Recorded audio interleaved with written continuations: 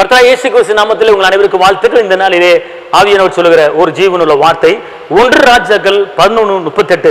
நான் உன்னோடு இருந்து நான் தாவீதுக்கு கட்டினது போல உனக்கும் நிலையான வீட்டை கட்டி இஸ்ரவேலை உனக்கு தருவேன். அல்லேலூயா. அவர் சொல்றாரு, தாவீதுக்கு நான் வீட்டை கட்டினது போல உனக்கும் ஒரு நிலையான வீட்டை கட்டி தருவேங்கிறாரு. அல்லேலூயா. இல்ல ஏசப்பாக்கு ஒரு அல்லேலூயா சொல்லுங்க பாப்போம். இருங்க, அணைய வீட்டை கட்டுவாங்க, வீட்டை கட்டிப்பட்டு வீட்டில் குடியிருக்க முடியாது, வீடை ஓப்பன் பண்ணுவாங்க. நிறைய பேர்த்த நான் பார்த்துருக்குறேன். வீடை கட்டுவாங்க, வீடை ஓப்பன் பண்ணுவாங்க, கடைசியில் பார்த்தா ஒத்திக்கி வச்சுட்டு போயிடுவாங்க, இன்னும் ஒரு சிலர் விற்றுட்டு போயிடுவாங்க.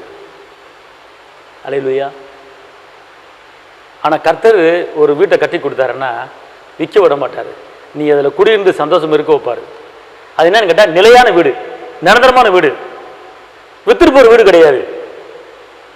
இன்னைக்கு அணையை பார்த்துக்கொள்ளுங்க. வீட்டை கட்டினவங்களாம் சொல்கிறத நான் கேட்டிருக்கிறேன். ஐயா வீட்டை கட்டிவிட்டேன், எனக்கு பண பிரச்சனை ஓவராக இருக்குது, வீட்டை வித்துட்டு நிம்மதியாக உட்காரலான் இருக்கேன் அப்படின்னு சொல்கிறத கேட்டிருக்கேன். ஆனால் பாருங்கள், இன்னைக்கு கர்த்தர் சொல்கிறாரு, வீட்டை கட்டுற பொறுப்பை கர்த்தர் ஒப்படைச்சிட்டுங்க. கர்த்தர் வீட்டை கட்டுறவங்களே கட்டக்குள்ளே பிராசம் கொடுத்தான்னு சொல்லப்பட்டிருக்கு. அவர் வீட்டை கட்டிட்டாருன்னா அவருக்கு நிலையான வீட்டை தான் தருவார். நம்ம பிரயாசம் விருதாக போயிருமா, கர்த்தர் செஞ்சால் தான் கரெக்டாக இருக்கும். அப்போ இன்னைக்கு அவர் சொல்றாரு, நான் தாவீதுக்கு வீட்டை கட்டி கொடுத்தது போல உங்களுக்கு நான் வீட்டை கட்டி கொடுக்க போறேன். தாவீதுக்கு வீட்டை கட்டி கொடுத்தது போல உங்களுக்கு நான் வீட்டை கட்டி கொடுக்க போறேன். அதனால் நீங்கள் பயப்படாதீங்க. கர்த்தர் உங்களுக்கு நிலையான நிரந்தரமாக வீட்டை கட்டி கொடுக்க போறாரு. நீங்களும் உங்கள் சந்ததி நல்லா இருப்பீங்க.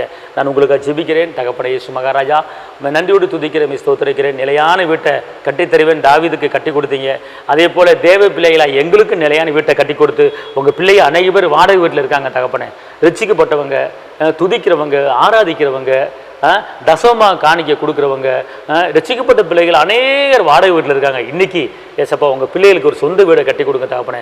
ஒரு சொந்த வீடை வாங்குவதற்கு ஏதாச்சும் ஒரு வழியை உருவாக்குங்க தகப்பனே. காற்று வராது, மழையும் வராது, பள்ளங்களை நிரப்புன்னு சொன்னீங்களே, இந்த நாளையில் வீடு இல்லாதவங்களை வீடை கட்டி கொடுங்க. நீங்கள் அப்படி செய்ய போறீங்க. அதுக்காக உங்களுக்கு ஸ்தோத்திரம். இயேசுவின் நாமத்தில் பிதாவே, ஆமென். கர்த்தர் உங்களுக்கு வீட்டை கொடுக்க போறாரு. ஹாப்பியா இருங்க, சந்தோஷமா இருங்க. ஹல்லேலூயா.